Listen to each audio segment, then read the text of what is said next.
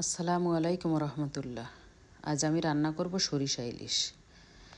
তাই ইলিশ মাছ বের করে নিলাম ফ্রিজ থেকে, কেটে নিলাম। এখন হালকা করে ভেজে নিব। আমার মনে হয় ইলিশ মাছটা হালকা করে ভেজে নিলে টেস্টটা বেশি আসে, যার কারণে আমি একটু ভেজেই নিই। ভাজা শেষ। এখন ওই ফ্রাই প্যানেই আমি দিয়ে দিলাম মশলা।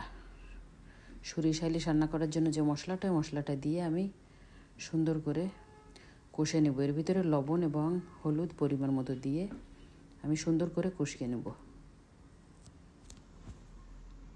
মশলা যত সুন্দর কষানো যায় ততই কিন্তু খাবারের টেস্টটা কিন্তু বেশি বাড়ে।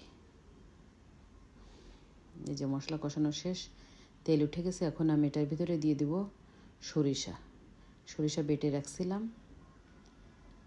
এখন এই সরিষা দিয়ে দিচ্ছি 3 চামচ। দিয়ে আমি আবারও মশলা এবং সরিষা দুটো সুন্দর করে কষিয়ে নেব।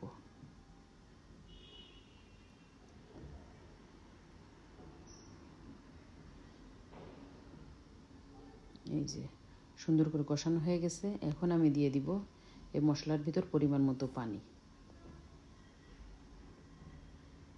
দিয়ে আমি চতুর্দিক থেকে মশলাটা সুন্দর করে মিশিয়ে নেব পানির সঙ্গে। এই যে এখন আমার এই যে মিশানো শেষ। এখন আমি ঢেকে দেব, অপেক্ষা করব উতল আসার জন্য। এই যে উতল এসে গেছে।